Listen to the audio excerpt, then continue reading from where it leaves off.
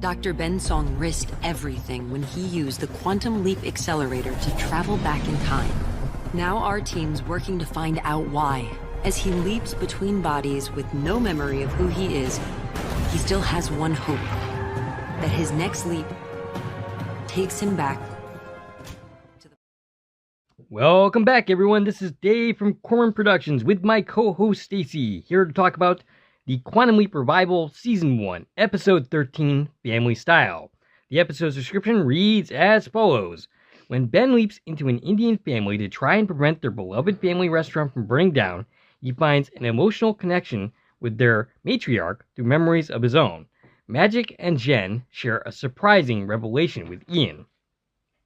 The episode was directed by Deborah Pratt, one of the original creative forces behind the original Quantum Leap. And I was quite honestly surprised to see her directing an episode, as I thought her and Donald P. Valzerio's role would be mostly ceremonial, much like Gene Roddenberry was in later Star Trek. She didn't actually direct an episode of the original series. She has 8 directing stints altogether, the last of which was in 2020 when she directed an episode of Grey's Anatomy. She was co-executive producer of the original series, and is credited with an executive producer on this series, which means not a whole lot. She was credited with writing 18 episodes of the original series, including an episode we mentioned last week, Black on White on Fire, and perhaps one of my favorite episodes, Last Dance Before an Execution. The episode was written by Emily Kim and Adrita Mukherjee. Before going any further, I'll tell you a couple of things. One, this is not a spoiler-free podcast, so if you haven't watched the episode, I highly recommend you go and check it out, and then come back and give us a listen. Secondly, if you are listening on one of the platforms that this podcast is now available, please follow, and feel free to check out my YouTube channel, Corman Productions, where additional content can be discovered, both Quantum Leap related and otherwise. If you're already on my YouTube channel, please like, share, and comment, and please subscribe to my channel. A couple of shout-outs this week, one for Kelly M., who pointed out we missed a Runaway Kid episode last week in What a Disaster that also had a Runaway Kid plot that we did not mention. See, I knew there was another reference that just didn't hit the surface. I knew there had to be another one, yeah. The other shout out is to Ashley Wright, friend of the channel, whose YouTube channel you definitely should check out. His channel is a look at Edinburgh, Scotland, some history and attractions, as well as some card games that you probably don't play here in the US. He plays these games against Corman Productions, and I think last I checked with him, he said Corman Productions fares pretty well in these games. Check out his channel. He could use your support. The link will be in the description. One more thing before we talk about this episode. Last week, in the Let Them Play episode, we talked about the concept that the episode brought up, allies versus accomplices, and we weren't sure if this was a real concept. You thought it was. I wasn't so sure. I looked into it. It actually is a concept, but not just in this particular community. It is it actually applies to activism in general, and it's very much like Ian described. You know, an ally is someone who's in the stands, waving the flag, but not really helping, whereas an accomplice is actively trying to challenge the structures that are in place and trying to make actual changes. So they have a more active role. So, Stacie, your thoughts on this week's episode? One more quick shout out to Dave. Dave had his birthday this past weekend. You are now 42 years old. How does that feel? I feel about as bad as I did before. But since you're bringing in my birthday, there's actually one more thing that I brought up. Since it is my birthday, I wanted to get you to support a organization called the Confess Project of America. It's a national organization supporting local chapters that train barbers and stylists to become mental health advocates with the mission to build awareness and break stigmas around the mental health within the Black community. I've done videos about them before.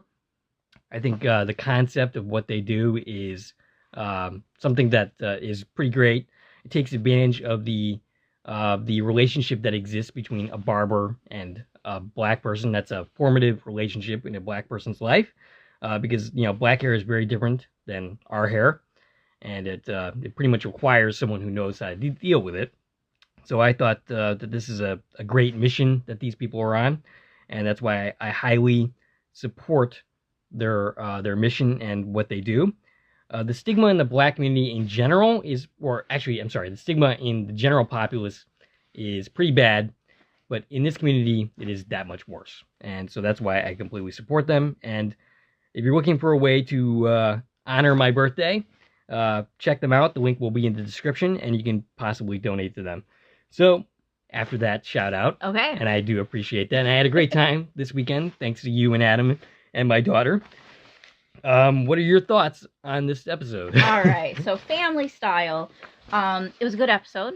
Like you said, it was awesome to see Deborah Pratt play a role in this series in such a meaningful way. And I mean, the biggest thing I have to note about this episode is, it's not a highly action-filled episode, right? This is a really more about emotions and deep connections. It's obviously, we're talking about a family drama with it being, called Family Style. And we really got to touch on some more emotional connections with Ben and his history. With Ian, we got some more backstory.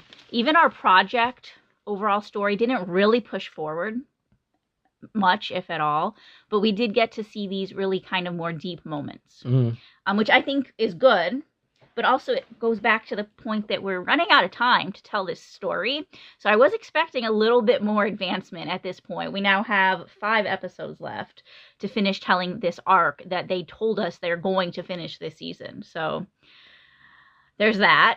Yeah, I thought this was a pretty great episode. I thought this family felt like a real family. They did a really great job at demonstrating the dynamics. Right. We family. really got to get into the depth of these, at least, the 3 main characters, like in their family relationship. And it's something that, this series doesn't always do, is give us the time with our leap to really live in the situation. And that is something I've complained about pretty much all season long, is the pacing. And from what you've been telling me, that's my beef is with modern television more than just the series. But yeah, so I appreciate that aspect of the episode. I do have a problem with what you were just talking about, in that they are running out of time to tell their main story. That's a problem with the series as a whole and how they approached it, rather than a problem with this individual episode. I feel like this type of let's sit down and talk about our emotions episode might have been better suited towards the middle of the season and not like in this last leg where we're at now. Right. If we had to talk about what could be different as far as that goes. It's a great episode, but I think maybe a little bit earlier, before we're trying to build this snowball of where this story is going, might have been a better place for it. My suggestion for season 2 is to probably abandon the arc, like the big arcs, story arcs that they're trying to tell here, and just stick with the individual stories, which it does pretty well. Yeah. I don't think it's doing as well with this main plot that they're trying to tell. I mean, again, that is a note to what modern television is, but it also hurts the show in the fact that you really have to watch the episodes in order, because half of the time is dealing with an overall story arc. And it has some damage, I think, to like the rewatchability. Like you can't just pick up a random. You can just pick up a random episode, but especially on an initial playthrough, you have to watch these in order, which wasn't the case with the original series. And it will definitely hurt rewatchability if they don't stick the landing with the story, which I'm getting more and more concerned that they're not going to do, because they're stalling on the main story that they're trying to tell. Yeah, at least on the project side of things. And I still kind of have this feeling like one of these last couple episodes is going to be 90% project-based. And, the leap is going to be in the background, that we're not even going to follow what's going on in the leap. I have a feeling that won't be next week, though. No, it won't be next week. But I feel like that's what we need right now. Oh, yeah, absolutely. To literally focus entirely on what's going on with the project. I do have, one thing that I have to say. Mason Alexander Park in this episode, fantastic.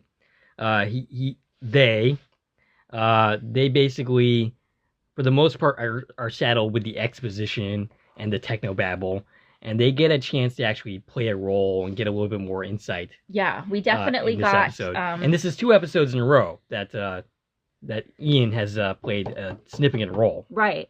And we got to see, like I said, and we'll talk about it when we get there, but some backstory on Ian, some more in-depth, like you said, on their character and who they are outside of this Master of Ziggy.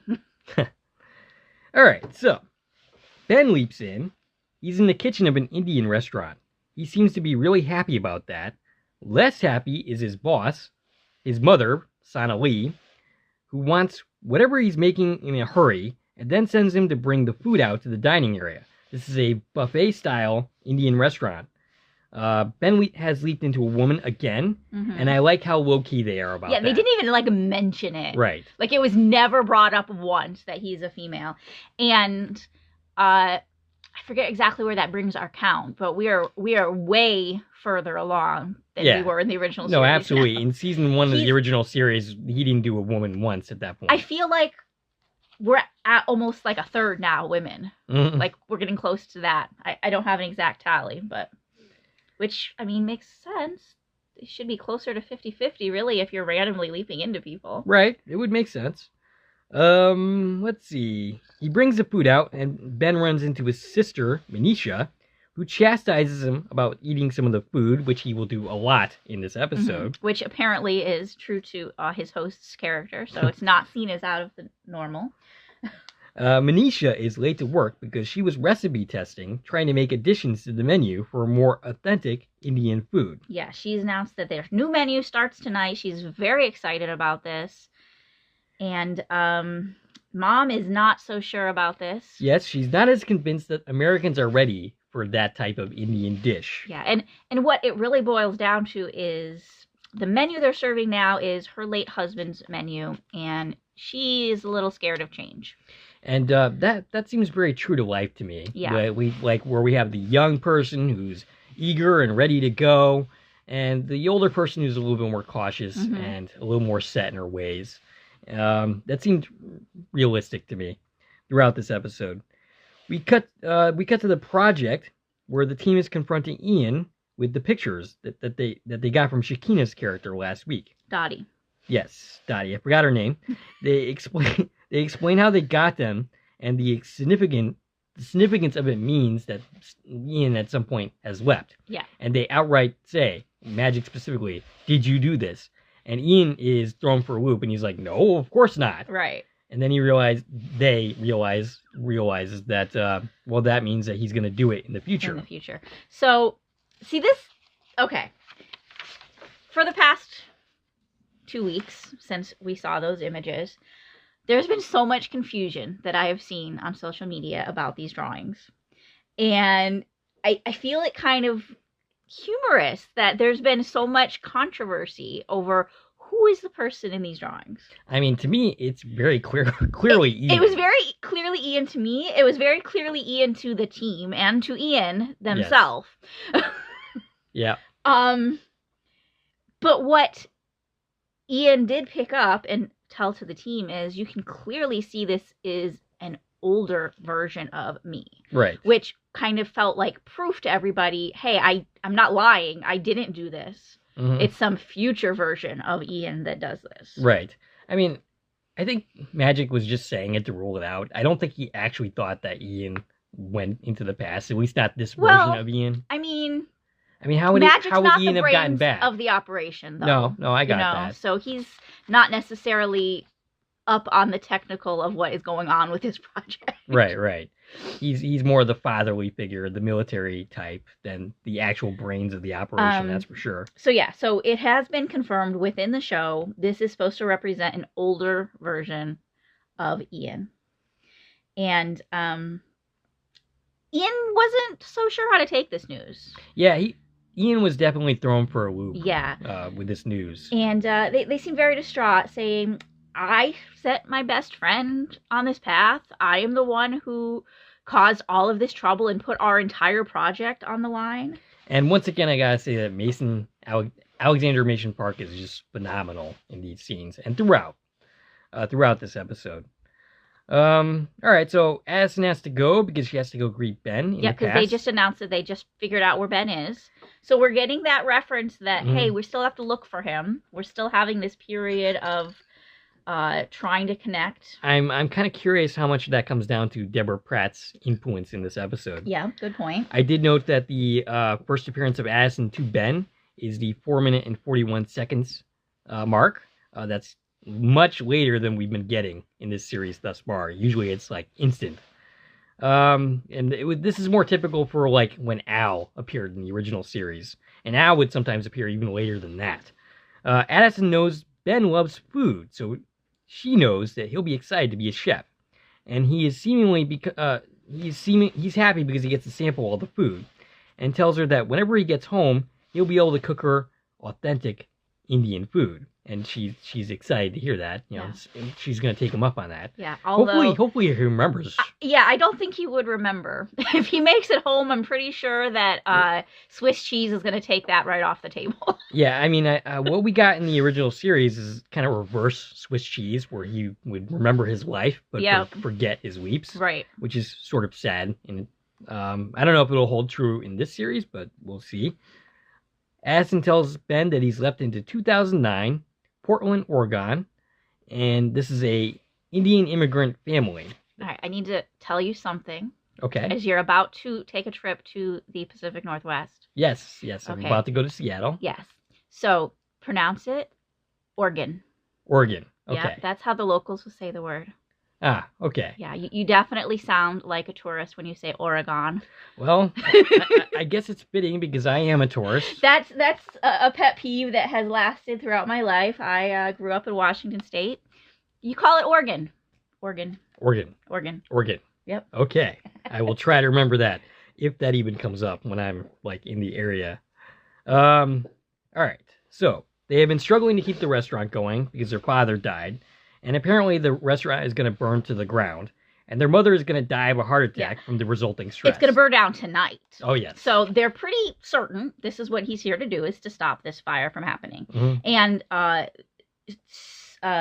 Sonali's supposed to die in 1 week from a heart attack. Oh, okay. I didn't catch that with part. With the, dealing with the stress of losing the restaurant and all of this. All right. So he's asking what could cause a fire, and he's speculating about the wiring, this and that. And then suddenly he finds himself ambushed by a guy with a gun pointed at him and a woman. Mm-hmm. And credits. Oh, by the way, after the credits, we have the woman and the guy still holding the gun to Ben's head. This woman was played by Jack Pearson's mother in This Is Us. I forgot the name exactly. I forgot to even write that down. But this is another This Is Us alumni. See, and I didn't catch that. I recognized her, but I never stopped to look what I know her from. Yeah, I definitely recognized her and did not know until I actually looked up her credits. The character being Kathy Tanner, who is the landlord of the building that the restaurant is in. And Ben and his family owe $30,000. $30,000. Now, in 2009, I don't know how far back rent that is, but it's got to be a while. $30,000? They haven't paid rent in a long time. Yeah. So I don't blame her for demanding payment.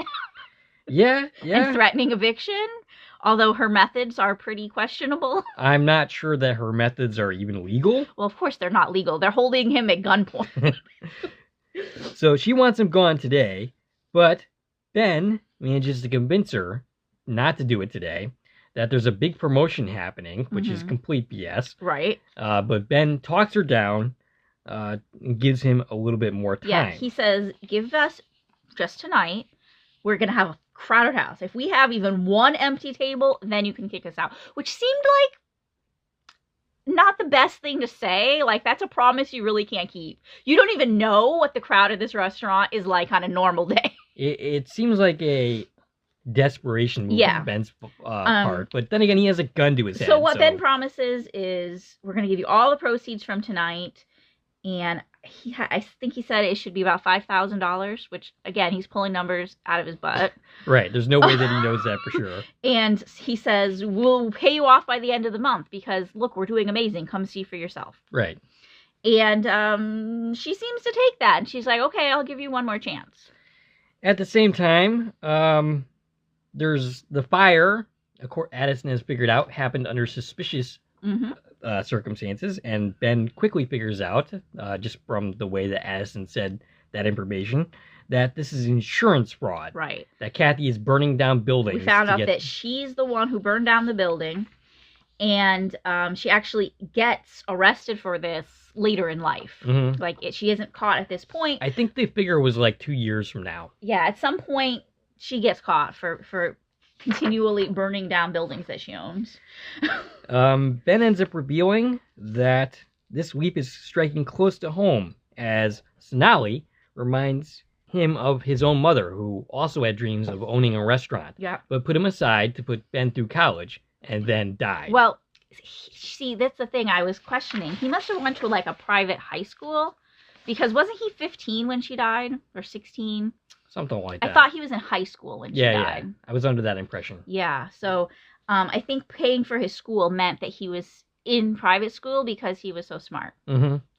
Is what I got out of that. But yeah, he this is the first time, and we'll continue to revisit this throughout the episode, where Ben is having this like assimilation to this family, being immigrant, single mom, trying to take care of her family. There's a lot that Ben relates to with this family, and that's why that he's so invested in the outcome of what happens to this family, other than not wanting to be stuck in this time period for the rest of his life. Right. In the present day, Magic happens upon a frantic Ian who's trying to figure out why they left. Yeah, and it's funny because this, I feel like, is the conversations that we have, you know, like, what does this mean that we know Ian left? A future Ian. Is this the Ian from a timeline that's already been erased because of Ben leaping? Is it something we're going to come to a head to? And these are all the same questions that Ian has spent all night posing and trying to figure out. What does this mean? What am I going to do? And at the root of it, Ian's saying, am I the good guy or the bad guy here? Right. They are not sure. Yeah. And that's got to be a scary feeling. Mm-hmm. And that touches off Ian's dilemma throughout the episode. And it's a good dilemma to have. I kind of wish we did more with this project scenes this week. But at the same time, I enjoyed the project scenes this week. So Ian says, I gave up everything for this job, and we'll soon learn what that means. And questions, how could I have done something that's going to put the project at jeopardy? Because right now, that's what they're seeing is, this was bad. It's bad that Ben left. Why would I have encouraged this? So Ian is pretty much acting manic in this scene, and Magic wants him to stop. But Ian doesn't think that he can, because he needs to figure this out. Magic says he doesn't believe that Ian is in any way a risk to the project. And he tells Ian to take a day off. Yeah. Ian doesn't want to, but Magic says, hey, look, I'm your boss. This is not a suggestion. This is an order. Yeah, you need to take leave. This day off. And Ian questions, where am I supposed to go? Magic says, well, usually it's not a where, it's a who. Yes. Which sets us up for the next time we'll see Ian. All right, so we cut to the scene in the past of family dynamics that makes this episode feel very real, like this is a very real family. They do a great job with this throughout the episode. Ben ends up suggesting Groupon to help boost sales, and although Sonali isn't sold on that, Manisha adds her voice saying it's a good idea. Yeah. So their mother ends up giving them their blessing. Yeah, now Groupon at this point, it's 2009. We weren't given a date of where we are in 2009, but Groupon started in November 2008. Okay. So it's a very new concept. Then their hesitation makes absolute sense. Ben goes to the office to do this.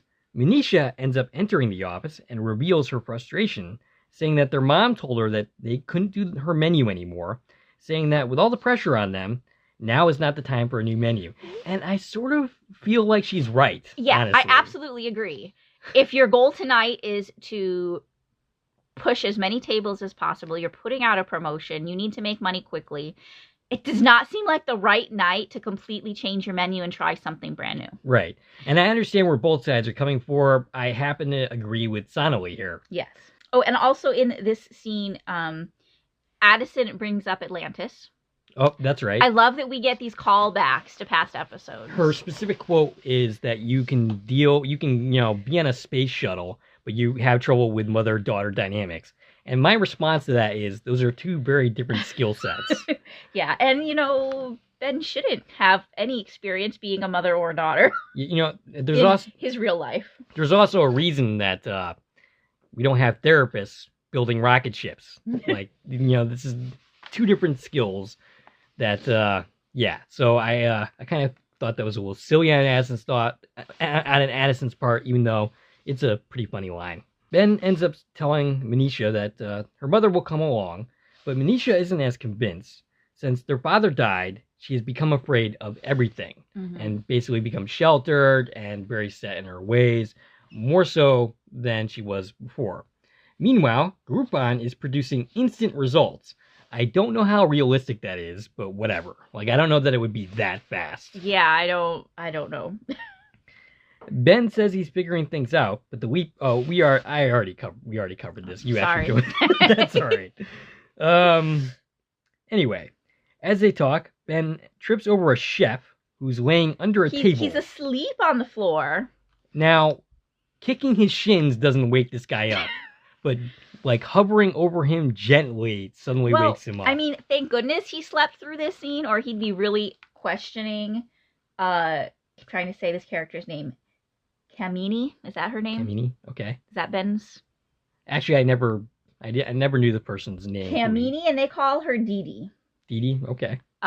So yeah, the chef would have really been questioning her character, sitting in this office having this lunatic conversation with herself if he had woken up prior to when he did. I mean, Ben could just claim that stress does funny things to people. Ben really needs to be more careful about knowing his surroundings when having conversations with Addison. That's been a problem pretty much the entire series. Yeah. I don't think he's ever really been very good at that. But shouldn't you notice there's a person on the floor in the room that you're in? It wasn't that big of a room. Right. Yeah. So well, I don't think he was actually in the office. That was like in the hallway. In the hallway outside of the office. Outside of the office as they walk a little bit. So yeah, his problem is he's got a new baby at home, so he's not getting any sleep. And that's certainly something I can relate to this guy on, that's for sure. And Ben tells him, well, get some sleep. Just not here. Right. Maybe not sleep under this small little table where you can get your shins kicked in. And then we meet another employee of the kitchen. Which I don't even recall seeing again. Yeah, he never came back. He cuts out to go buy sneakers. Right. Because there's some sneaker sale today. I don't know. And he needs to do this, and he needs to spend hours doing it and never come back to his and job. he doesn't even come back 7 hours later when we actually get to dinner. Right. Okay, so meanwhile, the mother is experiencing pain, nerve damage in her hands. Yeah. Most likely due to, long stress in the hand from being in the service industry. That happens if you happen to work in customer service and jobs like this. Yeah, so it's like kick after kick, right? Right. It's like every person that works in this kitchen is now like down and out.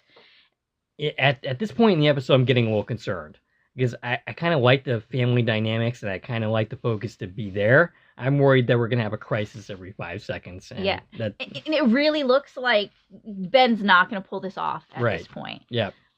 You need to have a hugely successful night to keep this landlord at bay. Mm. You have this promotion you just enforced, and now it feels like you're not going to be able to deliver. Right. So Ben has her wear a braces on her hands braces that she says it's difficult to cook with, but for now she is indulging Ben. Mm-hmm. We have family members enter the restaurant, cousins that are not close to the family. Sonali brushes them off quickly and thinks that they are just trying to feel superior to them, so she won't accept help from them. And she says that they don't even want to really be there in the first place, even though they are offering to help. Right. So yeah, this is Padman and Guri Kumar. And Sonali is really, this is another topic, that's heavy throughout this episode is pride. Mm-hmm. She has this pride that I can succeed, and you're only here to watch me fail.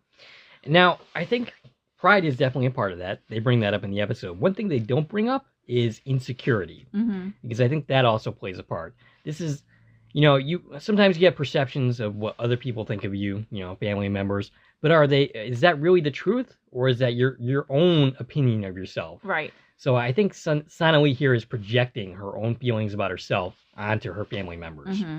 And I mean, we don't know the family dynamics outside of this day to know, how much her feelings here are based in anything. Right. But she even says, like, oh, look, this gift they gave me, it's from the most expensive place in town. Like, they're just trying to show off because they're successful. And she's feeling not successful. And I think her biggest problem is that she feels, she can't be successful without her husband, which is really sad. Yes. And we also learned that this is now the 1-year anniversary of her husband's death. So it really hasn't been that long. Manisha ends up coming back with food. Yeah, because she had said earlier she was going to get the groceries for dinner service. Their mother objects to the food because it came from a very expensive grocery store and has ingredients that do not go along with their food because Manisha is still trying to push her menu. Yeah, which was pretty shitty of her to do. Like, we already covered in the last scene you were in that you're not making your menu tonight. Right. Why don't we try your menu next week? Right. So they end up getting into an argument.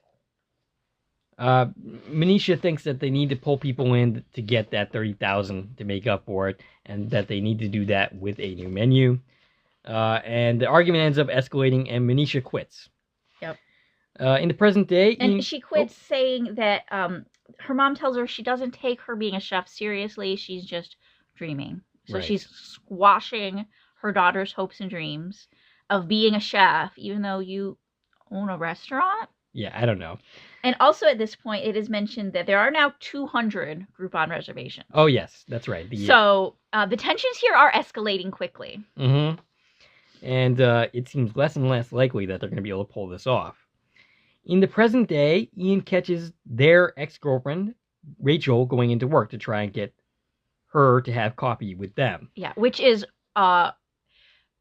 Ian is very not... this is something I picked up here, Ian's great with computers. And actually, this is something they told us about Ian going in their character description. Ian's not great with people. Like, Ian is really bad here at trying to, pretend, oh, yeah, I just came to this coffee shop. I didn't know you work here. I just happened to be in the neighborhood. Yeah, and she's like, in the coffee shop that's in the building that I work in? Right. And Ian was like, I didn't know that you work here. You still don't know that. You just ran into her on the street. So if you don't know she works here, how do you know she works here? Right. It was a really poor job of Ian of hiding the fact that he came down to see Rachel. Honestly, I don't think I would pull this off any better. No, you wouldn't. I am equally as awkward as Ian. I'm a little bit better than this, but not by much. Yeah, but great acting. Great acting here. Oh, yeah, absolutely. Pulling off this. Yeah, like I said, scene. Mason Park just knocks this episode out of the park with every scene that they are in this episode. In the past, Ben and his mother are keeping the restaurant hopping with the lunch rush. Ben is arguing that they need Manisha, but Sonali argues that they have the two of them. Well, actually, the three of them. The chef that's currently sleeping. The sleeping chef, yeah. Who we pan over, we see him sleeping on a corner, and then pan back. No, okay, I think it's just the two of us. I love that little moment. It's a great comedy beat. And also, what she doesn't know is her daughter's not even there. Like, Ben isn't any help. Ben doesn't know what he's doing. Right, and I don't know. It seems like Sonali isn't really surprised that Ben is incompetent. Yeah, well, what we do learn later is that, I'm just going to call her Dee Dee, because I don't know how to pronounce her full name. She has an accounting degree. She's here more for the business end of things than the kitchen end of things. Right. She is not a chef. Yeah, basically. and, Manisha's the chef who is not here. And at this point, we have 300 reservations. Right.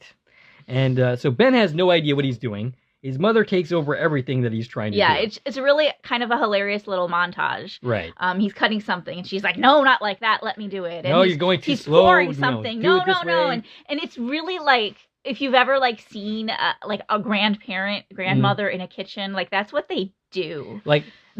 That's what I'm saying with this episode is that the family dynamics here are presented in a super realistic way. Yeah. I felt like this was realistic. And it was great. It was like being a fly on the wall and watching a real family. But also it was really futile watching and knowing she's trying to do everything herself. She can't even function properly because of her wrist damage. And this just doesn't feel like it's going to go well. I mean, I don't even imagine how it could go well. Also, there's the fact that they're using not even the ingredients that she's used to cooking with. Right. Ben back in the office, Addison reveals that an investor, Kevin, will invest in the site in that site in 2 weeks. Yeah, after the place buildings burns burn down. Ben has the idea to save the place by getting the investor to invest now. I wrote Sam in my notes. Did you? So Addison provides a number and convinces the investor to come now using the words that he will write in a magazine. Did you happen to... It had something about food is the only art form that uses all 5 senses. Right.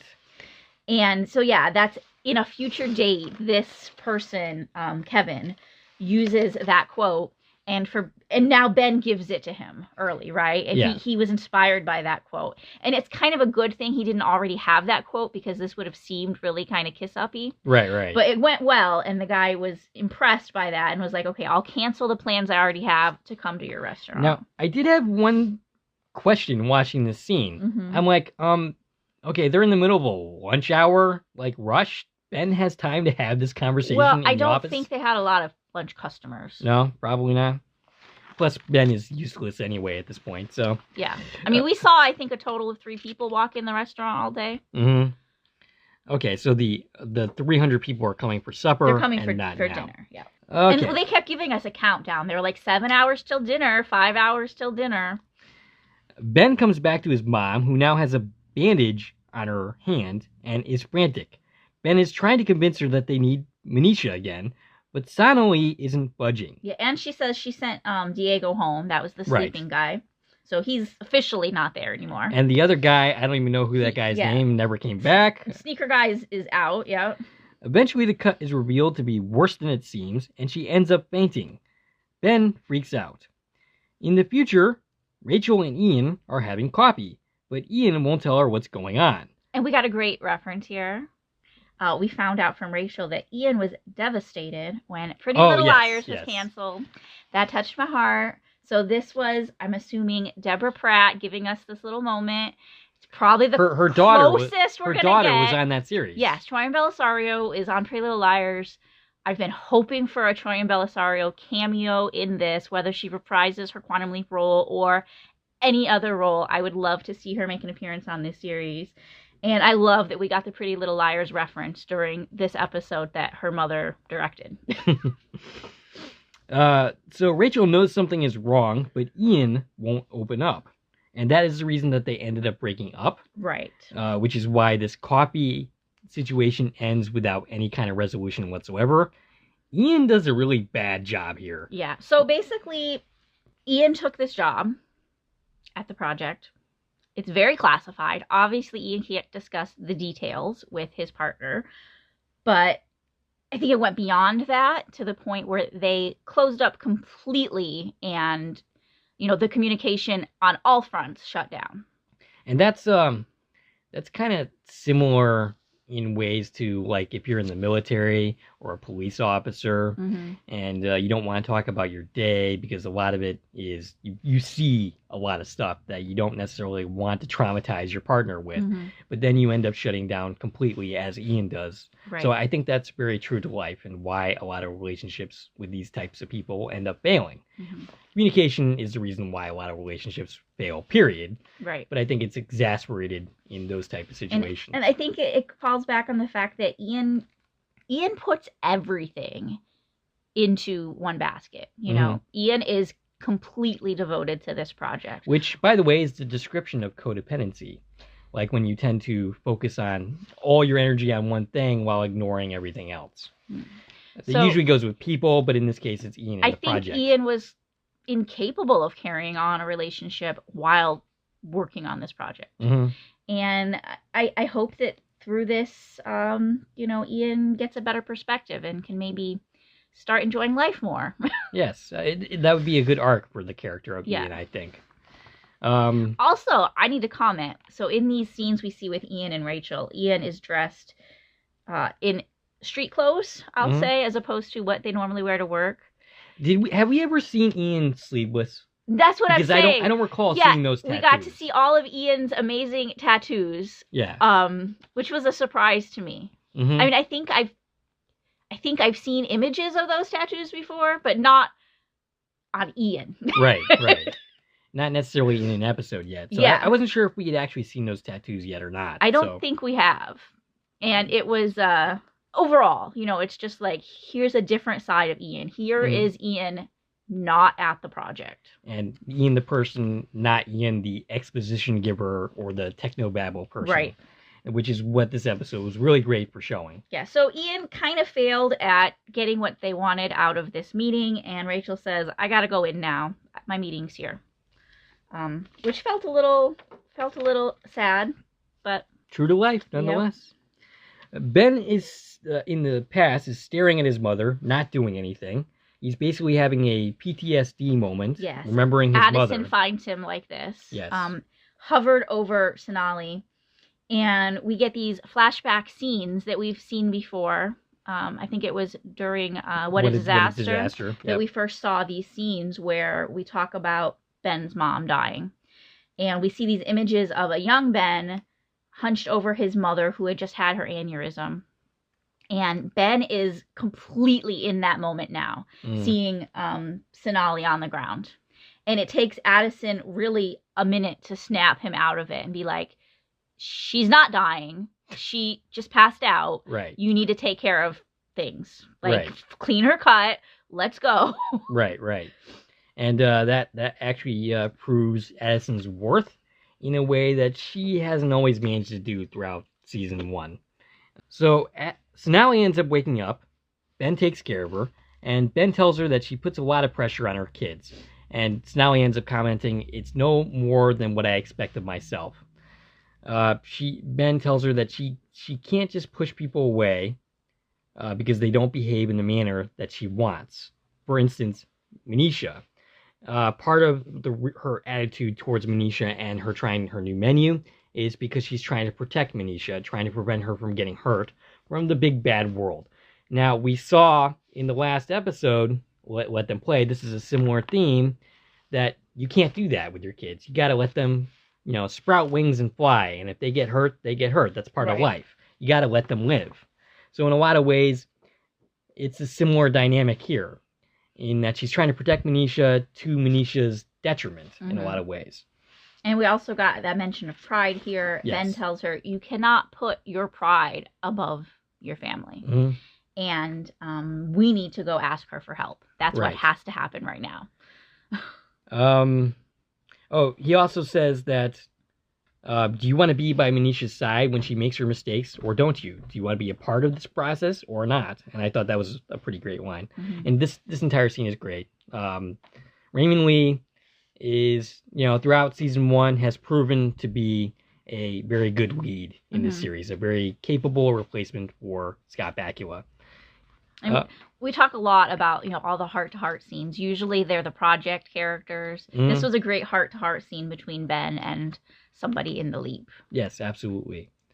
Sonali ends up asking, well, what are we going to do? We have one of our chefs at home sleeping. Another guy has disappeared completely off the face of the planet. Does he even have a job at the end of this episode? I doubt it. And so Ben gently says, well, you know what we're going to do. And that's, of course, to go and get Manisha. Yeah. Who they happen to find at a pizza restaurant that they apparently frequent. They bond over past pizzas that they had together with their father. Yeah, apparently they ate here once a month the entire time that they have been in Portland, which I think they said it's been like a decade. Yeah, something like that. I do have to wonder who's at the restaurant. Well, I assume lunch is over and they're closed until dinner now. Okay, so they close the restaurant down and then it'll open up again for I think they dinner? have lunch hours and dinner hours. Okay, that makes sense. I was just like, completely abandoning your restaurant.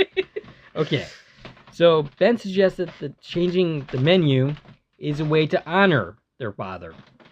Sonali gives in to adding one dish, and that is enough to get Manisha back into the fold. And I thought this was another great scene. And it was a great compromise that unfortunately we don't get to see come to light. This twist shocked me. I honestly was shocked to have them come back to the restaurant and see it in flames. Yeah. I did not see that coming. I thought they were going to, this was their mending moment, and that from here on out, they were gonna get things together, and I did not expect to come back to an explosion. Everything was lined up. All they got to do is get the food cooked. Right. He's got the investor coming. They've got the landlord at bay who's supposed to see them have this successful evening. And I'm sure Ben thought, all right, we're in the final stretch. I'm getting ready to leap out of here. And maybe the actual person can come back and help her family with this dinner service. I almost thought the same thing until I saw the place in literal flames. They sit on a bench together. Ben laments the fact that he failed and he's going to be stuck here forever. Sonalee talking about going back to Africa. I don't even think that Manisha has a game plan. India. Africa. Wow. Sorry, guys. Back to India. Yeah, so I don't even think Manisha has a game plan as to what she's going to do. Manisha had something. I forget what it was. But she didn't seem too confident about it. Dee Dee has a job offer apparently from Nike. Right, I did use her accounting degree. There was something that Manisha wanted to do. It was like some way below her job that she was talking about. And so we learned from the firefighter that it was a gas leak. Yep. Which surprises everybody, right? Like, why did the restaurant still burn down? Why did this lady burn the restaurant down when she said she was going to give them one more chance? Right. Ben ends up confronting her, and Kathy's like, I don't know what you're talking about. Yeah, in a way that makes it very clear. It's not another twist. She did do this. I was half expecting it to be like, oh, they left the gas on when they left. that would have been terrible.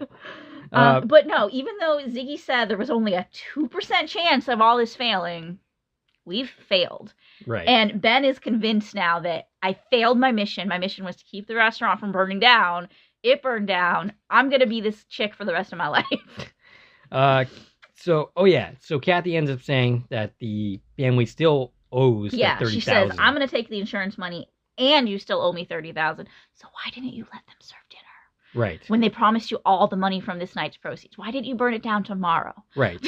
Yeah, you could have after they closed for dinner, then burn it down. You could have seen if Ben's, claims had any merit before, taking this step, but whatever. She must have already had the plan in motion. Right.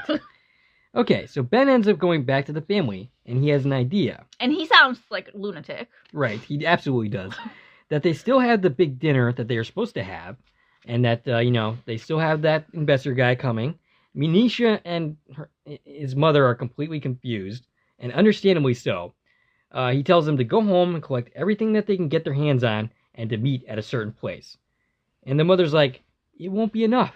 And Ben says, family is always enough. Mm-hmm. And she and I are confused as to what that's actually supposed to mean and how that's actually supposed to help. Right. Okay. Ben's plan, which he talks to Addison about, is to have a pop-up restaurant. Which started to be a thing in 2009. Yeah, and he recalls some pop-up restaurant that they ate at, which was a horrible experience, so I'm not sure why that seems like a great reference at this point. I mean, maybe he just has faith in this family that they can pull it off. Yeah. Addison asks, well, where are we going to find the location? And Ben points out that there's a team of geniuses at the project, right? And she says, yeah, sure thing, there sure is. And then Ben's like, make them do it, and laughs. And I thought this was another great little interplay between Addison and Ben. A lot of people complain about the chemistry between Addison and Ben throughout season 1. I think this is a good moment of chemistry between the two of them. In the future, Ian is waiting for his ex outside of her building again. So she went to the meeting. He stayed there and waited for her to get out of work. I mean, what the heck? He doesn't have anything better to do, does he? He's not allowed to go back to work. They are not allowed to go back to work. Okay, so Ian admits that she's right, that they are really bad at letting people in, but they would like to try. Ian thinks it may have been a mistake to join this project. So now we're finding out why Ian is talking to Rachel. Mm-hmm. And the core thing here is Ian is questioning if they did something malicious, the future them that did this leap. Right. And basically is asking Rachel, what do you think of me? Am I capable of making a bad decision? And Rachel thinks that's nonsense. She's like, why would you even ask me that? I don't think that at all. Right. So I'm getting the feeling that, Rachel's the person who Ian thinks knows them the best. Mm-hmm. outside Even of better than maybe themselves. maybe Ben, who Right. who they call their best friend, who is not here to help. Right. Yeah, so Rachel ends up saying, look, you obviously made that decision for a good reason. Everything that you do is for the right reason. Yeah. So There's no bad reasons that you could possibly have done. So to not hurt only people. here is Ian getting, the insight that they need, someone to tell them about their own character, but Rachel is getting what she hasn't gotten from Ian in the past. Even though you can't tell me the details of what we're talking about, you're opening up and sharing feelings. Mm-hmm. And it also felt like the undertone was, did I make a mistake in losing you Right. for this job? Mm-hmm. And I don't know if this looks like, they could get back together or not, but it definitely seems like they're on a path to communicate and be friendly with each other. And that would be absolutely. a great thing, I think. They definitely do not reconcile here. Yeah. But there's certainly a healing that goes on during the scene and a reconnection that they could possibly either be friends or possibly get back together in the future. And Rachel says, like, oh, how about you return a text? Right. And not go 5 years without contacting me again. Yeah, Ian, that's pretty bad, if you don't return a text for 5 years. Yeah, that says you're not interested in keeping this person in your life. And I don't think that's the case. I just... It tells us Ian has been headfirst in this project for 5 years. Right. And, I have frequent disappearing acts myself that can go... I say frequently that you're not my real friend until you don't hear from me for months. And that's because I go into depressive funk. So maybe it could be similar with Ian, that they have those issues as well, as well as, getting too involved in Ian's job. Mm-hmm. In the past, Manisha and Sonali find where Ben is. Yeah. This is, late at night. So this is where they're going to have the pop-up. And so what I wrote is, somehow with no money, Ben managed to pull this off. Mm-hmm. Which seems pretty unrealistic, but he explains to us what's going on. Right. So they found a wedding that had just ended, or rather the team figured this out, and they contacted the people from this wedding and said, before you tear down the decorations and the tables, let us use it for dinner service. And the payment that they gave for this is giving them a great meal. You know what? I would take that. I'm not convinced that this would work. No? Okay, so I had a wedding within the last 2 years. You don't say. Yeah. Oh. And so coming from a place of wedding planning, I'm looking at this maybe a little differently. For one, these people don't need a good meal because they just spent thousands and thousands of dollars to have a meal. They already ate. Okay, they've eaten. Right. All right. Fair point. Now, also, yeah, you've got tables and decorations, but where is all the dinnerware coming from?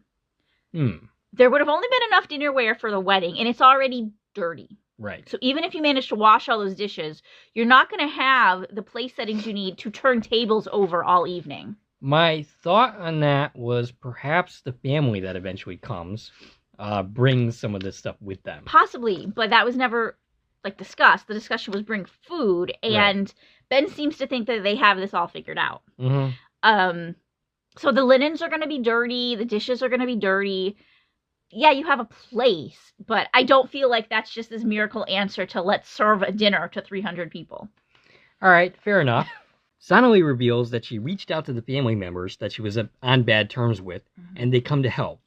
She then tells Manisha to lead them, that she changed her mind, which she is allowed to do. That is a woman's prerogative. Not necessarily a guy's prerogative, but definitely a woman's prerogative. So yeah, we found out here there's not just 2 cousins. There's 20 people that have all band together to help now. And we're really seeing that these resources have been here. She was just too proud to ask for help before this moment. But apparently she did go ask for help because Ben was not involved in this process. Ben did not know that these people were coming. But Ben's words ended up striking a chord. Basically, it got through to Sonali to reveal what she's been doing. Yes. And so she ends up reaching out to the family as a result. And last week we were pretty critical about how exactly Ben changed things. Yeah. And here it's actually presented pretty well. Yeah, it's very obvious that Ben affected these people and helped heal their family. And Addison, they're cooking the food. Yes. And Addison says she's so mad she's a hologram because the food looks amazing. That was literally my next note. What an Al thing to say. Absolutely. Like, Al would always comment on wanting to taste and smell the food. And that felt like a great little touch. And I absolutely think that was also another Deborah Pratt influence, giving Addison this very Al line to say. What's funny about that is watching this episode made me hungry and gave me this desire to go and try some Indian food. Ben is asked about the investors, and Addison goes and checks to see where he might be at. We see her disappear, which is not an effect that I don't think we've ever seen in this series. I didn't catch that. We see her like phase out. It's a really quick effect, and we don't see an imaging chamber door or anything like that, but that's the first time that we actually saw her disappear. Most times she's just gone. Okay. So I'm pretty sure that's another Deborah Pratt inspired thing there. We have the Indian musical cue bleed into the future scenes, which is done twice. One with the Ian and Rachel scene and here, and I thought that was a very nice touch, by the way. Yeah, it's like we hear the Indian musical cue, and that goes into the next scene when we go into the future. At the project, they are trying to track down the investor when Ian arrives to save the day. Yeah, Ian has a new attitude. They're here to help, and it's a good thing they're there to help because the project team seems a little hapless without Ian. Yeah. Magic asks if they are okay, saying that Magic said that they could take the day. If he wanted to, but no, that's not how that played. Magic told him, as a boss, you're taking the day. Well, I mean, Ian was gone for several hours at least. Okay. So it's night now. Right. I wasn't going to quibble with that, but Magic ordered him to do it, not told him he could. Ian is ready, having been convinced by by what Rachel said, saying that they need to figure out why Ian will leap in the future, and that obviously he had good reasons to do so, and that they need to find out why. Right. Of course, this doesn't push anything forward. Right. Because, of course, that's exactly what they needed to do in the first place. It was basically just the team gaining perspective and having that time to try and figure it out that we've had. Right. In the past, the dinner seems to be going good. Yeah, everyone loves the food. I mentioned already that I got hungry watching these scenes because the food looked really, really good. It is eventually revealed by Addison that the investor is not coming. Food poisoning of all causes. Oh, and also when they're serving the food, this is when we get the in episode mention of the title. They are serving the food family style. I forgot to mention which that. Simply means plates full of foods being put on the table, and then the family serves themselves from the center dishes. The cousins end up overhearing this conversation. And they say that they can help. Yeah, they find out the reason for all of this effort is because of all this money that is owed to the landlord that they don't even have anymore because the building's gone. Right. And yeah, so the cousins' reaction to the $30,000 is kind of humorous. But they don't... It comes down to not just the two cousins, but the entire family eventually not only investing in this debt, but in the possibility of a new restaurant. Right, and it's Ben's suggestion that they start a new restaurant. And we're kind of given that hint that maybe without that prompt, they wouldn't have came to that conclusion, which is something Sam did a lot, right? In his closing moments, he's like, well, how about you do this? Or how about we do that? And then Al would be like, oh, look, you changed it. Now this happens instead. Right. So it really felt like one of those moments where, Ben says, well, let's start a new restaurant. And there's a ton of support. We've got one cousin, they say he's a realtor. He can help you find a location. And everybody's willing to put in money and time to help. And, they're looking for a good investment. We've complained about the series having too easy resolutions. And you could claim that, the entire family being here and having the solution to the problem is a bit too easy. But at the same time, it feels like... It feels right. A quantum leap ending. Yeah. And it feels right for this show. And this is when, we get to realize Ben thought his objective was to save the building. His objective was to save this family, right? And he was able to do that without saving this physical restaurant. So Ben ends up revealing that the leap has helped him heal from his own past with his mother. But there's one more thing that he feels like needs to be done. And before he has that chat, Addison does tell us that their new business thrives. Sonali doesn't have a heart attack. And Kathy, the landlord, gets arrested next month instead of in a couple years. Right, that's because one of the family members is like part of the police or something. So they investigate this in a way that didn't happen in the original history. All right, so Ben ends up going to talk to Sonali and convince her to slow down, to live life for herself, that they will always need her, but it's okay to start living her own life. Ben looks at Sonali, but sees his own mother, I believe, and tells her, emotionally, that he loves her, and then he weeps. And that, ladies and gentlemen, is the episode. Like I said, great episode. This episode got me in the feels. I've been, overall, I feel pretty happy with season 1 thus far. I think it's told a nice mix of stories. I think it's done a really good job of feeling like Quantum Leap. There's been some weak episodes this season, but most of the time when they're weak, it kind of feels like they are trying to tell too big of a story right. that they can do in 41 minutes.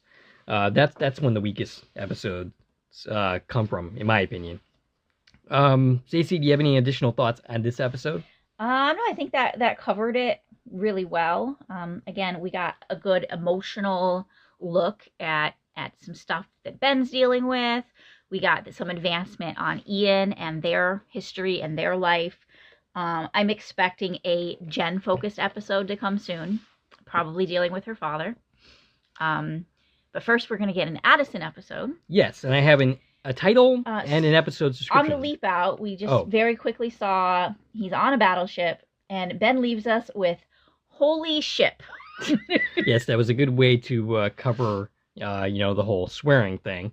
That was definitely cute. The title of the episode is SOS, and the episode description reads as follows. Ben leaps into a battleship during war games in 1989.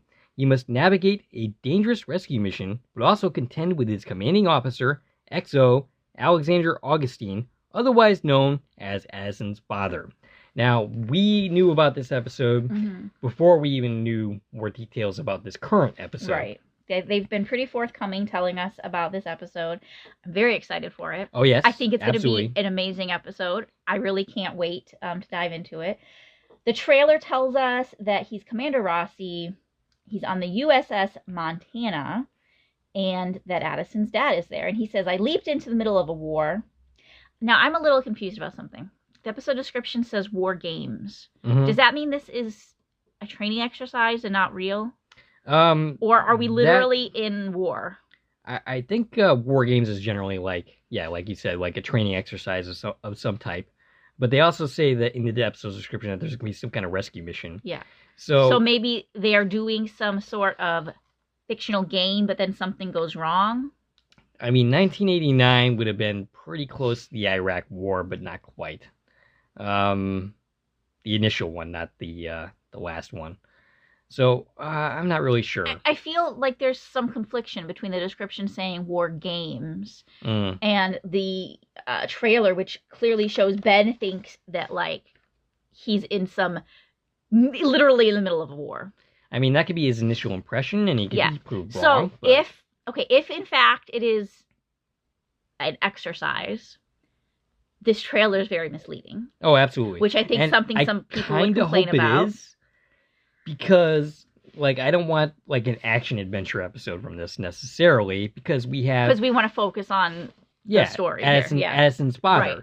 There's plenty of dramatic possibility there, which is why I'm excited for this episode. Oh, and by the way, I failed to mention that her father is going to be played by Brandon Routh, who most of you would probably recognize from Superman Returns. He was Superman. That was not exactly a well-regarded film.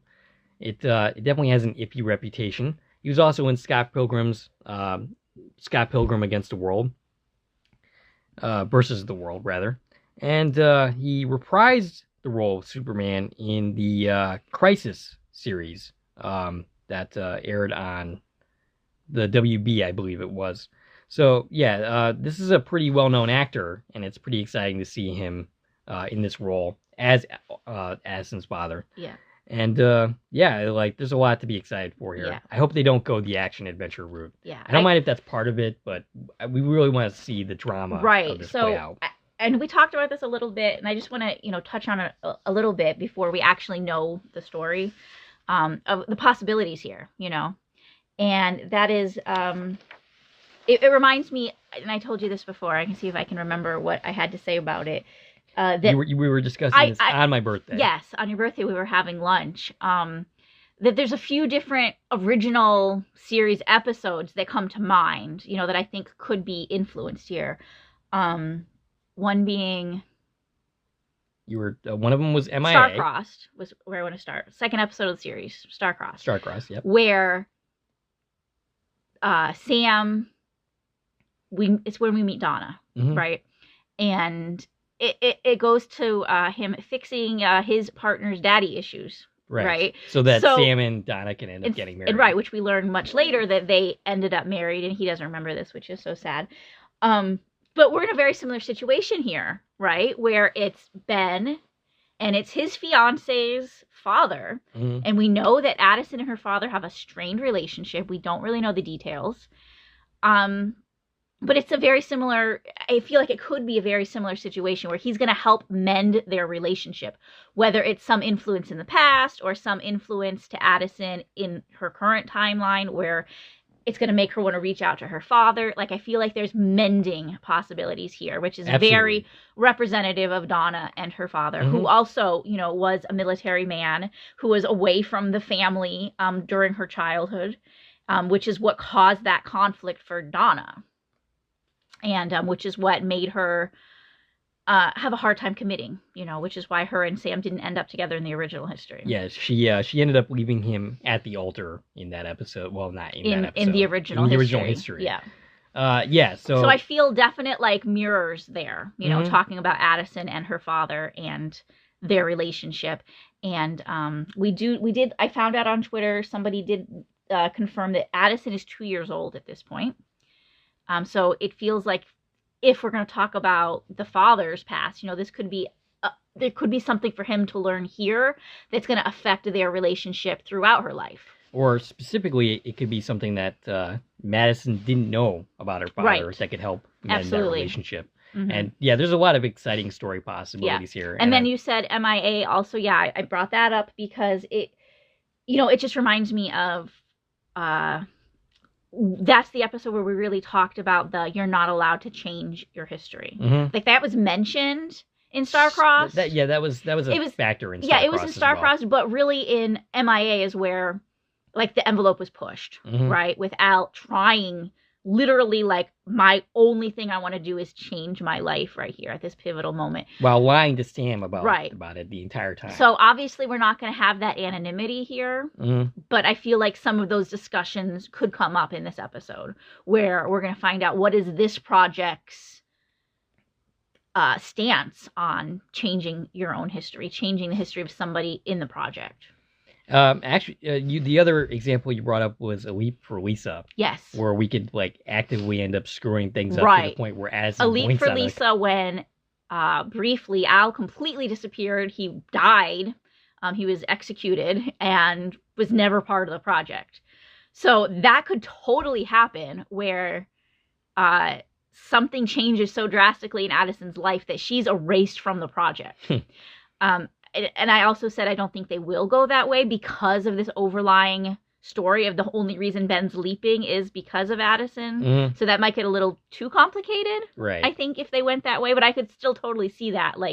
We get a different leaper, or Ian is the hologram instead of Addison. And that's the normal because they changed something. Yeah, there's a lot of interesting possibilities. There's so many fun things that could happen when we're looking at a potential personal episode. So I'm really excited for it.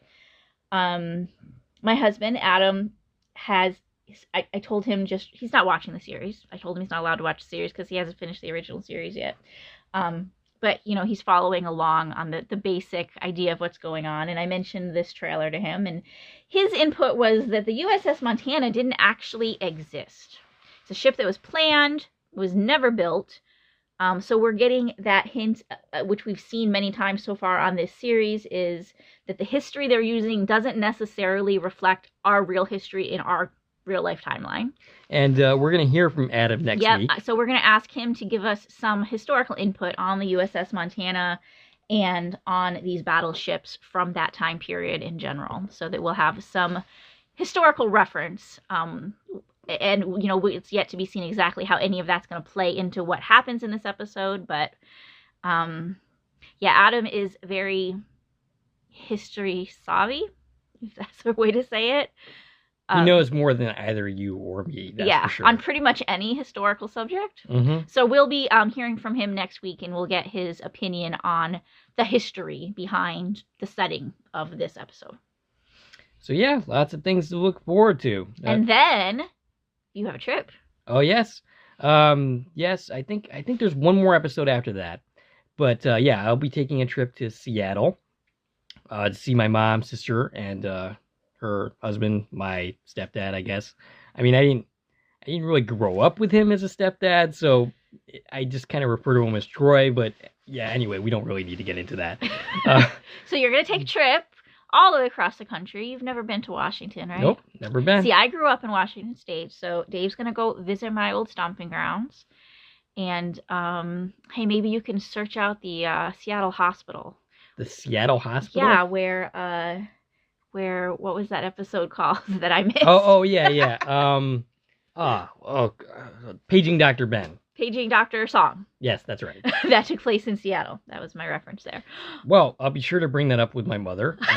She asked me about, what sites I might want to see. So maybe I'll bring up, hey, can we go visit this hospital? This fictional hospital to see a fictional setting of a fictional TV show that I talk about. She'll think me crazy. Does your mom listen to your podcast and watch your videos? She's listened to my videos in the past, specifically when I was doing This Is Us.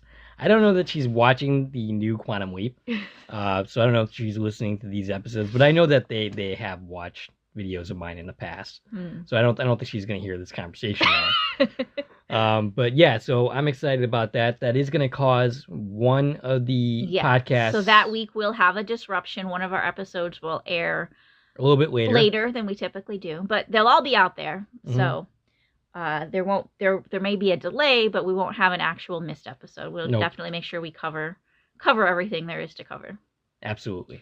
And we've got 5 episodes left. We're nearing the end. Yeah, and we can finally see where this story is going. Yeah, I can't wait to get through this. I'm going to be sad that we're going to be on a long hiatus waiting for season 2. Speaking of which, you and I had talked about continuing to do content on the original series, but we could also do other stuff that we were talking about. It's all in the planning stages, but we, the show might take a hiatus, but we're still going to be around. I was going to be around anyway, but you're definitely going to be with me on some stuff. Yeah. So there's a whole bunch of stuff that you'll still have to look forward to even after the season is over. Yeah. So don't go anywhere. Yes. Keep listening, and we'll keep bringing you what we have to say about Quantum Leap and other things that we care about, and other shows that we care about. Yeah. Oh, talking about other shows, I have mentioned La Brea several times. The season 2 finale aired of that last night. Oh, yeah? Yeah. Did you like it? I did. I found it very strange what NBC did with their programming this season. Is, we had these little hiatuses on Quantum Leap, and now they lined it up so that we get these last 6 episodes without a break. La Brea, which aired Tuesday evenings, they brought it back after their winter hiatus with a 2-hour episode. Then they took a week off. Then they had 1 episode. Then they took a week off. And now they had a 2-hour finale. So I feel like they were trying to push it in really quickly. I don't know if they have a new show starting next week on Tuesdays. I'm a little confused why they rushed the end of their season and with multiple 2-episode nights. Interesting. Yeah, so NBC's been being a little weird with their scheduling. It's not NBC. atypical. NBC has been always weird with its scheduling. But La Brea has been signed for season 3, which surprised me. I love the show. I'm happy it's coming back, but I think its quality is a lot lower than other shows that have been canceled. And there is creative connections between this show and that one, in that the executive producers, I'm blanking on their names, are also executive producers over at La Brea as well. Mm-hmm. The original showrunners before Martin Guerrero ended up taking over for them they also work on La Brea. Yeah, so that will get a season 3. We know Quantum Leap's getting a season 2. I originally speculated that La Brea was going to end and Quantum Leap was going to take that Tuesday at 9 time slot, which was the original This Is Us time slot, right? It seems like that's where NBC puts their sweet spot of the show that they, the drama show that they want to succeed.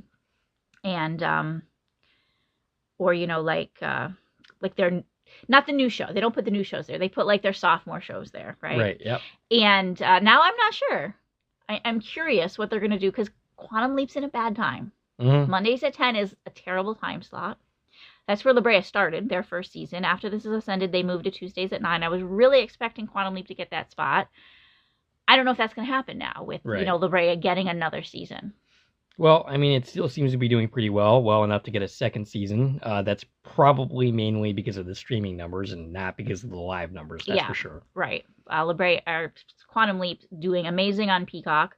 I did see that it finally got beat out. It was the #1 stream show, news show on Peacock. Now, what's it called? Poker Face has taken over as the #1 stream show on Peacock. Yeah. Huh. I have not watched it yet, but it's getting good reviews. Hey, another show that we might want to check out? It seems like a spy drama that Milo Ventimiglia is in. He's the main character in that show. It seems like a True Lies type concept. Yeah, I saw that he's working on something, but I didn't look into what it's about. I think it's currently on Hulu, so you can definitely watch it there and check it out. So I figured you might be interested in that. Because he played Jack Pearson on This Is Us. Yeah. So, yeah.